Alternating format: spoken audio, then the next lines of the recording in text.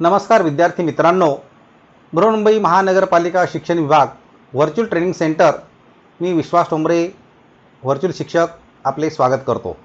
विद्यार्थी मित्रांनो, आज आपण सर्वजण शाळेत नसलो तरी घरात राहून ऑनलाईन लर्निंगच्या माध्यमातून शिक्षण घेत आहोत। या माध्यमाचा आणि अध्यापन अध्ययनाच्या प्रक्रियेचा आपल्याला नक्कीच फायदा होईल अशी आशा आहे। त्याचबरोबर आपल्या शिक्षण प्रक्रियेत खंड पडणार नाही, म्हणूनच बृहन्मुंबई महानगरपालिका शिक्षण विभागाने हा उपक्रम सुरू केला आहे।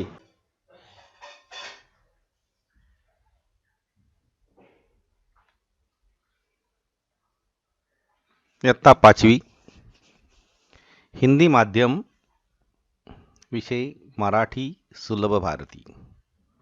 मार्गदर्शक मी Shri Vishwas Thombare, virtual training centre, Mumbai.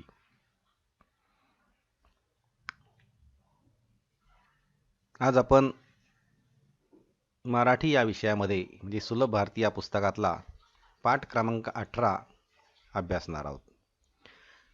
या पाठाचे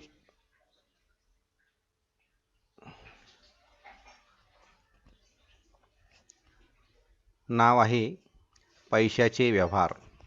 या पाठाचे नाव आहे पैशाचे व्यवहार।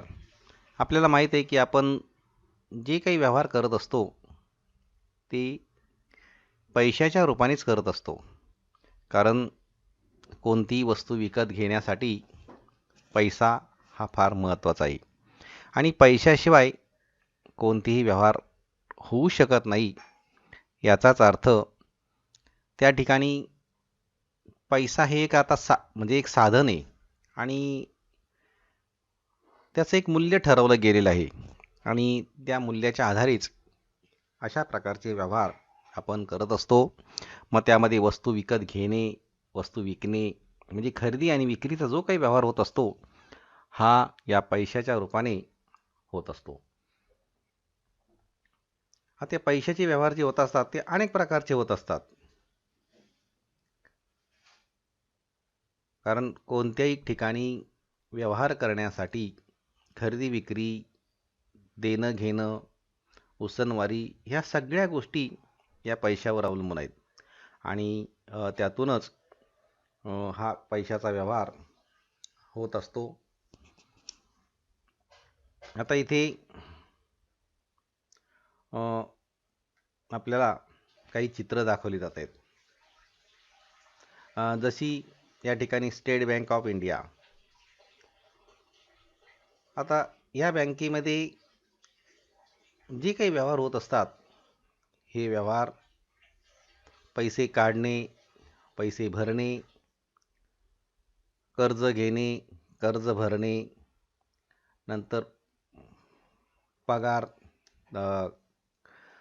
कर्मचाऱ्यांची, सरकारी कर्मचाऱ्यांची पगार, त्याचबरोबर रोखे, डिपॉझिट्स, अशा अनेक प्रकारचे व्यवहार, विमा पॉलिसी, असे अनेक प्रकारचे व्यवहार या बँकेमध्ये होत असतात। आता ही एकच नाही तर अशा अनेक प्रकारच्या ज्या काही बँका आहेत, मग त्यामध्ये खाजगी बँका असतील किंवा सरकारी बँका असतील, सर्व बँकांमध्ये व्यवहार हे पैशाच्या रूपाने होत असतात।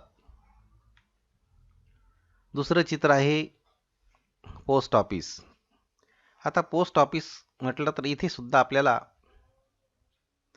जो काही व्यवहार असतो हा इथे सुद्धा पैशाचाच व्यवहार असतो। इथे मनी ऑर्डर करणे, त्यानंतर सेविंग सर्टिफिकेट, NSC, किसान विकास पत्र, सुकन्या समृद्धी योजना, अशा अनेक प्रकारच्या योजना या पोस्ट ऑफिसमध्ये राबविल्या जातात। हा सुद्धा भारत सरकारचा उपक्रम आहे आणि इथे सुद्धा जो काही व्यवहार केला जातो हा पैशाच्याच रूपाने केला जातो। इथे सुद्धा बँकेमध्ये जसे पैसे भरले जातात, पैसे काढले जातात, त्याच पद्धतीने पोस्टामध्ये सुद्धा पैसे भरणे, पैसे काढणे, मग इथे चेकबुक असतं, सेविंग बुक असतं, ATM असतं, ह्या सगळ्या सुविधा अशा बँकेच्या आहेत तशाच प्रकारच्या सुविधा या पोस्ट ऑफिसमध्ये आहेत। परंतु पोस्ट ऑफिस जे आहे, पोस्ट हे भारत सरकारचा एक उपक्रम आहे। या ठिकाणी सुरक्षितता ही फार महत्त्वाची आहे आणि ती त्या ठिकाणी सुरक्षितता दिली जाते. पुढचं चित्र आहे महाराष्ट्र राज्य विद्युत पारेषण कंपनी मर्यादित, महाराष्ट्र राज्य विद्युत वितरण कंपनी मर्यादित. आता इथे विद्युत कार्यालय आहे, वीज महामंडळाचं हे कार्यालय आहे. इथे सुद्धा व्यवहार होत असतात. बिलं भरणे, बिलं काढणे अशा प्रकारचे व्यवहार हे या कंपनीमार्फत केले जातात. त्याचबरोबर कोणाच्या काही तक्रारी असतील, या तक्रारीचं निवारणसुद्धा महाराष्ट्र राज्य विद्युत पारेषण कंपनीमार्फतच केलं जातं. कारण काही लोकांची मीटर बंद असतात, ते चालू करायची असतात, काहींना विजेचे कनेक्शन घ्यायचे असतात, काहींचे विनेक्शन कनेक्शन कट करायचे असतात. ह्या सगळ्या गोष्टी ह्या महाराष्ट्र राज्य विद्युत पारेषण कंपनीमार्फत केले जातात, MSE मार्फत केले जातात. हे सुद्धा एक महामंडळाचंच महामंडळ आहे. इथे पुढचं चित्र दाखवलं ते मार्केटचं, बाजाराचं चित्र आहे. आता बाजार म्हटलं तर गर्दी आली आणि गर्दीमध्ये तुम्हाला माहिती आहे की खरेदी आणि विक्री ह्या दोन गोष्टी बाजारामध्ये होत असतात. मग त्यामध्ये किरकोळ ग्राहकापासून ते घाऊक विक्रेत्यापर्यंत सगळ्या प्रकारचे व्यवहार हे या बाजारामध्ये होत असतात. बाजारामध्ये अनेक प्रकारच्या वस्तू या विक्रीला ठेवलेल्या असतात. विक्रेता आणि ग्राहक ह्या दोघांचं या ठिकाणचं एक नातं असतं आणि वेगवेगळ्या प्रकारच्या वस्तू खरेदी विक्री केल्या जातात बाजारामध्ये. बाजारामध्ये लहानापासून तर ते थोरापर्यंत, म्हणजे तरुणापासून तर ते वृद्धापर्यंत अशा सगळ्या प्रकारच्या वस्तू विक्रीला असतात आणि तशा पद्धतीने खरेदी विक्रीचे व्यवहार होत असतात. बाजार म्हटलं की काही ठिकाणी समजा आठवडे बाजार असतो आणि काही ठिकाणी जो काही बाजार असतो, दैनंदिन बाजार असतो, जिथे निवडक वस्तू म्हणजे जे आहे रोजचा भाजीपाला वगैरे ह्या गोष्टी रोजच येत असतात. परंतु एक बाजारची व्याख्या आहे की आठवडे बाजार. हा आठवडे बाजार हा तालुका स्तरावर असतो किंवा गाव स्तरावर असतो. तो आठवड्यातून एकदाच असतो. मग त्या ठिकाणी सर्व प्रकारच्या वस्तू विक्रीला येत असतात. परंतु रोजच्या जीवनात ज्या काही वस्तू असतात त्या वेगळ्या असतात. त्या ठिकाणी मात्र जसं दूध, भाजीपाला ह्या रोजच असणाऱ्या आवश्यक वस्तू आहेत. अशा प्रकारचं काही रुटीन असतं बाजारामध्ये आणि बाजारामधल्या वस्तूमध्ये मोठ्या प्रमाणात खप असतो. कारण शेवटी लोक लांबून लांबून खेडेगावातून बाजारासाठी तालुकाच्या गावाला येत असतात किंवा मोठ्या गावाला येत असतात. त्या ठिकाणी हा आठवडे बाजार असतो. अशा प्रकारचं हे एक चित्र असतं. आणि सर्वात महत्त्वाचं म्हणजे जो काही व्यवहार असतो हा पैशाच्या रूपाने, वस्तू आणि पैसा असं या ठिकाणचं समीकरण असतं. पैसा देणे, वस्तू घेणे, म्हणजे हा या ठिकाणाला आपण व्यवहार असं म्हणत असतो, खरेदी विक्री. इथे एक चित्र दाखवलं ते म्हणजे कापड दुकान दाखवले. आता कापड दुकान जरी म्हटलं तर इथे शेवटी तुम्हाला पैसे द्यायचे आहेत आणि कपडे खरेदी करायचे आहेत. हाही तिथेच एक भाग आहे. म्हणजे कोणती वस्तू आपल्याला पैसे देऊन विकत घ्यायची असते आणि हा तो व्यवहार असतो, पैशाचा व्यवहार. आता आणखी काही चित्र तुम्हाला दाखवली जातात. जसं खालील चित्रात पैशाचे व्यवहार कोणकोणत्या ठिकाणी झाले आहेत ते लिहा. आता खालील ठिकाणी पैशाचे व्यवहार जसं इथे दाखवलेच आहे. इथे पहिलं चित्र आहे बँक. बँकेमध्ये सुद्धा पैशाचे व्यवहार झालेले आहेत. दुसरं चित्र आहे ते भाजी बाजार आहे. इथे सुद्धा पैशाचा व्यवहार झालेला आहे. म्हणजे या दोन्ही चित्रामध्ये पैशाचे व्यवहार झालेले आहेत. एक बँक आहे आणि दुसरं भाजी मार्केट आहे किंवा भाजीचा बाजार आहे. या दोन्ही ठिकाणी हा या पैशाचा व्यवहार झालेला आहे. पुढचं चित्र आहे त्याच्यामध्ये सुद्धा काय जसं पहिलं आहे इकडे जसं पोस्ट कार्यालय दाखवलं गेलेलं आहे आणि दुसरं आहे ते वीज देयकाचं कार्यालय आहे. आता पोस्ट कार्यालयामध्ये सुद्धा पैसे भरण्याचं काम केलं जातं. अनेक प्रकारची बिलं ही पोस्टामध्ये भरली जातात आणि तशा पद्धतीचं काम हे आपल्याला पहिल्या चित्रामध्ये दिसून येते. दुसऱ्या चित्रामध्ये सुद्धा वीज देयक आहेत आणि रांगेमध्ये लोक आपलं बिल त्या ठिकाणी भरण्यासाठी येत असतात आणि आलेले आहेत आणि तशा प्रकारचा व्यवहार हा पैशाच्या रूपाने होत आहे हे आपल्याला या चित्रावरून दिसतंय. त्यानंतर पुढचं चित्र आहे पहिलं चित्र आहे शू मार्ट आहे. म्हणजे चप्पल बुटाचं दुकान आहे. आणि आणखी पुढचं एक चित्र आहे, अ, दूरध्वनीचं चित्र दाखवलं गेलं आहे. एक चपलीचं दुकान आहे, कपड्याचं दुकान आहे. आणि अशा पद्धतीने या तिन्ही दुकानामध्ये जो काही व्यवहार केला जातोय तो पैशाच्याच रूपाने केला जातो. आणि इथे सुद्धा आपली ही चित्र आपल्या पुस्तकातली माहितीसाठी, तेव्हा ह्या चित्रावरून सुद्धा आपल्याला अधिक माहिती ही मिळू शकते.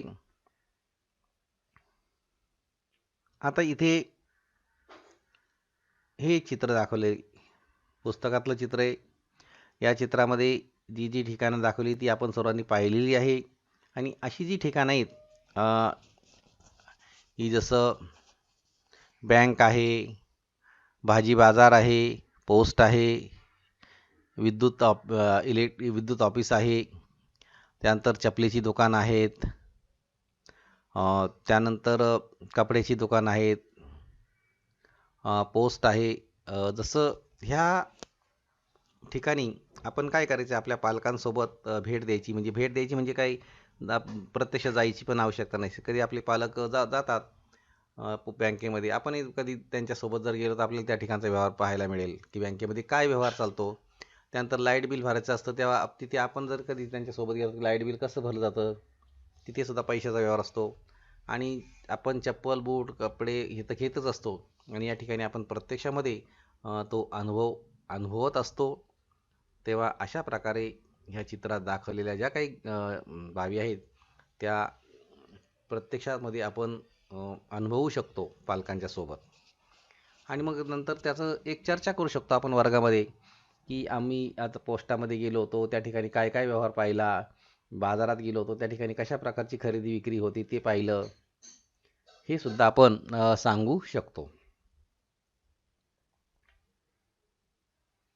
आता इथे काही एक प्रश्न असा की बँकेत चालणारे पैशाचे कोणतेही दोन व्यवहार सांगा. आता पैसे भरणे आणि पैसे काढणे हे दोन व्यवहार अगदी प्रसिद्ध आहेत. लोक बँकेमध्ये पैसे भरायला जातात आणि लोक बँकेत पैसे काढायला जातात. ही दोन जे व्यवहार आहेत ते न थांबता होणारे व्यवहार असतात. पुढचा आहे, आता इथे जोड्या जुळवायच्या आहे आपल्याला. कशा? कर्जात गट आहे, ब गट आहे. कर्जाचा हप्ता भरणे, विजेचे बिल भरणे, मनी ऑर्डर करणे, फोनचे बिल आणि दागिने घडवणे. ब गट आहे, पोस्ट ऑफिस आहे, दूरध्वनी आहे, सोनाराचे दुकान आहे, वीज देयक आहे आणि केंद्र आहे. बँक आहे. कर्जाचा हप्ता भरण्यासाठी आपल्याला बँकेत जावं लागेल. विजेचं बिल भरण्यासाठी आपल्याला वीज देयक केंद्रावर जावं लागेल. मनी ऑर्डर करण्यासाठी पोस्ट ऑफिसमध्ये जावं लागेल. आणि फोनचं बिल भरण्यासाठी दूरध्वनी केंद्रावर जावं लागेल. दागिने घडवण्यासाठी सोनाराच्या दुकानात जावं लागेल. अशा प्रकारे आपण जोड्या जुळवलेल्या आहेत. आता पुढचा प्रश्न आहे की दुकानात जा आणि खाली वस्तूचे भाव माहीत करून घ्या आणि किंमत लिहा. आता इथे ही चित्र दाखवली, ही खेळण्याच्या दुकानातली चित्र आहेत. जसं बाहुली आहे, टेलिफोन आहे आणि एक बस आहे, सायकल आहे. आता या ठिकाणी आपण ज्या दुकानात जाऊ त्या प्रत्येक दुकानामध्ये कदाचित किमती ह्या वेगवेगळ्या असू शकतात. बाहुलीची किंमत, त्या खेळण्याचा टेलिफोन त्याची किंमत, बसची किंमत आणि सायकलची किंमत ह्या बऱ्याच ठिकाणी वेगळ्या असतात. आणि याचा अनुभव तुम्ही स्वतः करून घेऊ शकता. कारण आता इथे जरी अंदाजे किमती सांगितल्या परंतु त्या किमती तिथे तशा असतील असं नाही आहे. त्यासाठी आपल्याला त्याचा अनुभव घ्यायचा आहे. दुकानात गेल्यानंतर खेळण्याच्या दुकानामध्ये आपण त्या वस्तूंच्या किमती विचारू शकतो. आणि इतरही आणखीन वस्तू ज्या दुकानामध्ये असतात त्यांच्यासुद्धा किमती आपण विचारू शकतो. ही या चित्रातली ही उदाहरणं आहेत. दुकानामध्ये गेल्यानंतर तेवढ्याच तुम्हाला वस्तू दिसतील, ह्याच वस्तू दिसतील असं नाही. याच्यापेक्षा वेगळ्या वस्तूसुद्धा आपल्याला दिसू शकतील. आता हे एक दुकान आहे, हे स्टेशनरीचे दुकान आहे. ह्या स्टेशनरीच्या दुकानामध्ये आपण जर गेलं तर इथे मी फक्त पेनाचे नमुने दिले. जसं स्केच पेन आहेत, त्या स्केच पेनाचे नमुने आहेत. आता प्रत्येक स्केच पेनाची किंमत ही वेगळी असू शकते. यामध्ये मार्कर पेन आहेत मोठ्या साईजचे, काही पेन आहेत कलरचे आणि स्केच पेन आहेत. आणि प्रत्येकाचे भावसुद्धा किमतीसुद्धा वेगवेगळे असू शकतात. म्हणूनच म्हटलं की तुम्ही ज्या दुकानात जाणार त्या दुकानामधले भाव हे वेगवेगळे असू शकतील. कदाचित जास्त किमतीमध्ये फरक पडणार नाही. यामध्ये 2 ते 3 रुपये किंवा 5 रुपयाचा एवढा फरक पडू शकतो. तर अशा पद्धतीने आपण आता हे झाले पेनाच्या. आता स्टेशनरीच्या दुकानामध्ये म्हणजे नुसते काही पेन आहेत का? नाहीत. स्टेशनरीच्या दुकानामध्ये अनेक प्रकारच्या वस्तू असतात. वह्या आहे, पुस्तकं आहे आणि इतरही बऱ्याच वस्तू स्टेशनरीच्या दुकानामध्ये असतात. तेव्हा प्रत्येक वस्तूचे आपण भाव तर करू शकत नाही, परंतु एक दोन वस्तूचे भाव आपण नक्कीच त्या ठिकाणी त्या दुकानदाराला विचारू शकतो आणि त्याचा अनुभव आपण घेऊ शकतो. हे सुद्धा स्टेशनरीच्या दुकानातलं चित्र आहे, कारण ह्या स्टेशनरीच्या वस्तू आहेत. Compass box, pen, pencil, pen आणि म्हणूनच म्हटलं की तुम्ही दुकानात गेल्यानंतर तुम्हाला अनेक प्रकारच्या वस्तू या त्या ठिकाणी दिसतील आणि त्याचे भाव तुम्ही दुकानदाराला विचारू शकता. तुम्हाला समजा कंपास बॉक्स घ्यायची असेल तर तुम्ही त्या पेनचे सुद्धा भाव विचारू शकता, पेन्सिलचे सुद्धा भाव विचारू शकता, परंतु तिथे मग त्या दुकानदाराला राग येणार नाही. पण तुम्ही नुसती जर वस्तूचे भाव विचारण्यासाठी गेला असाल तर मात्र तुम्हाला तो दुकानदार रागवेल आणि तो काय म्हणेल की तुम्ही काय आमचा वेळ घालवायला आले काय फुकटचा, आणि तुम्हाला हाकलून देईल. आणि म्हणून वस्तू जर तुम्ही विकत घेतली तर तो दुकानदार तुम्हाला सामंजस्याने या वस्तूचे भावसुद्धा, इतर वस्तूचे भावसुद्धा सांगू शकतो. आता पुढचा एक भाग असा आहे की बँकेत चालणाऱ्या व्यवहारापुढे बरोबरची खूण करा आणि बँकेत होत नसलेल्या व्यवहारापुढे चूक क्रॉस अशी खूण करा. असे काही वाक्य आहेत आणि त्या वाक्यासमोर अशा प्रकारच्या खुणा केलेल्या, तर आपण पाहणार आहोत ती वाक्य बघा. पैसे भरणे बँकेमध्ये आहे हा व्यवहार. पैसे काढणे हा सुद्धा बँकेतलाच भाग आहे, म्हणून तिकडे बरोबरची खूण दिली. पत्र टाकणे हे व्यवहार बँकेत नाहीत, हा पोस्टाचा व्यवहार आहे. चेक देणे बँकेचा आहे. मनी ऑर्डर करणे बँकेत नाही, तो पोस्टाचा भाग आहे. विम्याची रक्कम भरणे हा सुद्धा बँकेचा भाग नाही, हे वेगळा भाग आहे. विम्याच्या रकमामध्ये समजा काही विमा कंपन्या असतात, तिथे त्यांना ते चेक द्यायचे असतात, म्हणून तो सुद्धा वेगळा भाग आहे. दागिने सुरक्षित ठेवणे आहे, बँकेमध्ये आहे, लॉकर असतात. चेक वटवणे बँकेचा भाग आहे. वीज बिल भरणे बँकेत नाही, त्यासाठी वीज मंडळ असतं, वीज देयक केंद्र आहे. कर्ज घेणे बँकेचा भाग आहे. दागिने गहाण ठेवणे हे सुद्धा बँकेत आहेत आणि मुदत ठेवीची योजना सुद्धा बँकेत आहे. अशा प्रकारे बँकेत होत असलेले व्यवहार आणि बँकेत होत नसलेल्या व्यवहारामध्ये बरोबर आणि चुकीच्या खुणा दाखवलेल्या आहेत. आता पुन्हा आपण चित्राकडे वळणार आहोत. हे चित्र बघा भाजी मंडईच्या. तिथे काय काय भाज्या आहेत त्या दिसत आहेत आपल्याला, आणि अशा रीतीने आपण त्या भाज्यांचे सुद्धा भाव विचारू शकतो आणि त्यानुसार आपल्याला जो काही व्यवहार आहे आपण त्या व्यवहाराचा अनुभव घेऊ शकतो. का तुम्ही बाजारात गेल्याशिवाय तुम्हाला कोणत्याही प्रकारचा अनुभव येणार नाही व्यवहाराचा. शेवटी प्रत्येक व्यवहार हा पैशाच्या रूपाने होत असतो आणि म्हणूनच भाजी मंडईला भेट द्या आणि तिथे विकल्या जाणाऱ्या भाज्यांची यादी करा. भाज्यांचे प्रति किलो दर विचारा. भाजी मंडई यावर 5 ते 7 वाक्य माहिती लिहायची आपण. आता इथे 5 ते 7 वाक्य या ठिकाणी असणाऱ्या भाज्या, भाजी मंडईचं नाव लिहायचं आहे. आणि आता या काय काय भाज्या भाजी मंडईमध्ये वांगे आहेत, त्यानंतर गाजर आहे, टोमॅटो आहे, काकडे आहे, भेंडी आहे, लिंब आहेत, कांदे आहेत. अशा अनेक प्रकारच्या भाज्या आपल्याला, कारली आहे, पडवळ आहे, अशा अनेक प्रकारच्या भाज्या आपल्याला दिसतील. आणि त्यावरून मग त्या भाज्या कशा होत्या, चांगल्या होत्या का, काय भाव होता, हे आपण 5 ते 7 वाक्य या भाजी मंडई यावर लिहू शकतो. आणि त्या ठिकाणी अनेक प्रकारचे भाजी विक्रेते असतात. त्या भाजी विक्रेत्यांमध्ये भाजी मंडईत भावामध्ये चढ उतार होत असतात. काही ठिकाणी भाव कमी असतो, काही ठिकाणी जास्त असतो. आणि जास्त असेल तर त्या ठिकाणची भाजी नक्कीच तुम्हाला जास्त चांगली, म्हणजे अगदी स्वच्छ दिसेल, फ्रेश दिसेल असंही असतं. ज्या भाजीचा भाव कमी असतो ती भाजी सुकलेली सुद्धा असू शकते.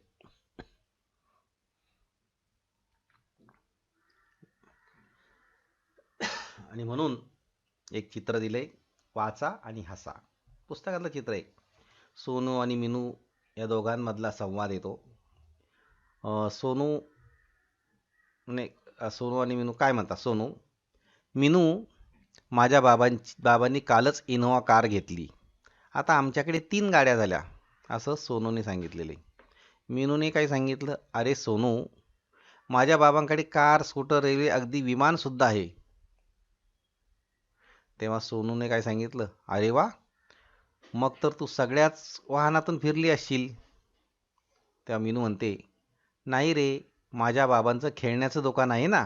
म्हणजे बघा, म्हणजे खेळण्याचं दुकान आहे म्हणून ते सगळ्या प्रकारच्या वस्तू त्या ठिकाणी आहेत. म्हणजे अशा प्रकारचा हा एक हास्य विनोद इथे दिलेला आहे. पुढचं दिले की दिलेल्या अक्षरापासून सुरू होणारे शब्द लिहायचे.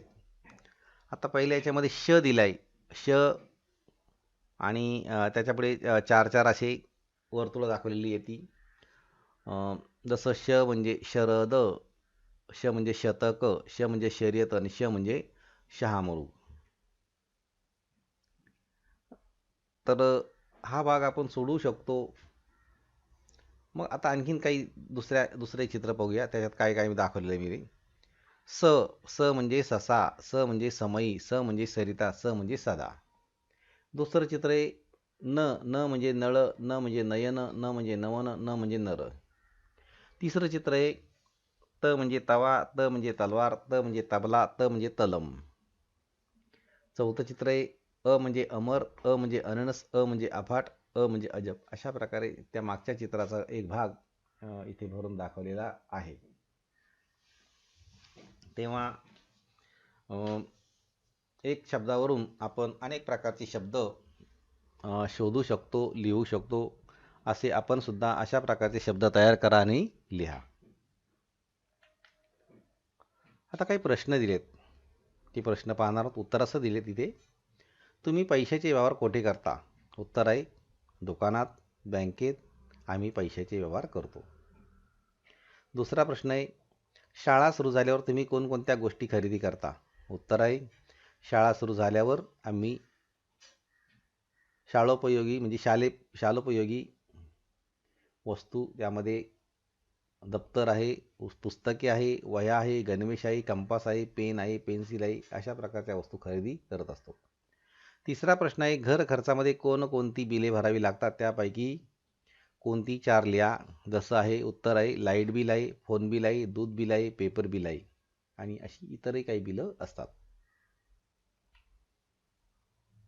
पुढचा प्रश्न आहे, तुम्ही कशा कशाची बचत करता ते लिहा. जसे पाणी, उत्तर आहे अन्न, इंधन आणि वीज. पाण्याची बचत जशी केली जाते त्याचप्रमाणे अन्नाची, इंधनाची आणि विजेची बचत सुद्धा आपण करू शकतो. पुढचा प्रश्न आहे, बँकेत चालणारे पैशाचे कोणतेही 2 व्यवहार सांगा. उत्तरामध्ये आहे पैसे भरणे, पैसे काढणे, चेक भरणे. अशा प्रकारचे आपण व्यवहार करू शकतो. मगाशी तुम्हाला याबद्दल अनेक व्यवहार सांगितले होते. बँकेतील व्यवहाराशी 5 वाक्ये लिहा. हा एक प्रश्न आहे. बँकेत पैशांचे व्यवहार चालतात. विविध प्रकारची कर्जे, हप्ते भरणे हे प्रामुख्याने तिथे चालते. बचतीच्या दृष्टीने बँक महत्त्वाची आहे. विविध प्रकारच्या बचत योजना तिथे चालतात. पैसे भरणे, काढणे, किमती व दागिने, वस्तू, कागदपत्रे इत्यादीसाठी बँक उपयोगी पडते.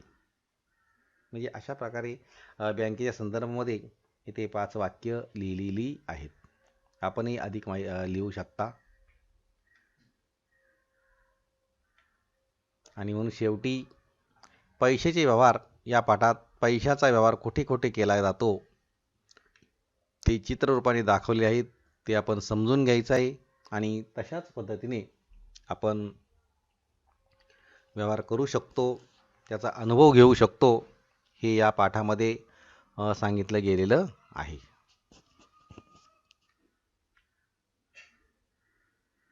या घटकाची बरीचशी माहिती देण्याचा प्रयत्न करण्यात आलेला आहे. आपणही या घटकाचे व पाठाचे वाचन करायचे आहे आणि पाठ्यपुस्तकात दिलेले जे प्रश्न आहेत त्या प्रश्नांची उत्तरं सोडवायची आहेत. त्याचबरोबर आपल्याला मी काही प्रश्नसुद्धा दिलेले आहेत, ते प्रश्नसुद्धा आपण सोडवायचे आहेत. आणि याबरोबरच या पाठाच्या आपल्या प्रतिक्रिया आपण बृहन्मुंबई महानगरपालिकेच्या यूट्यूब चॅनलवर जरूर कळवायच्या आहेत. धन्यवाद.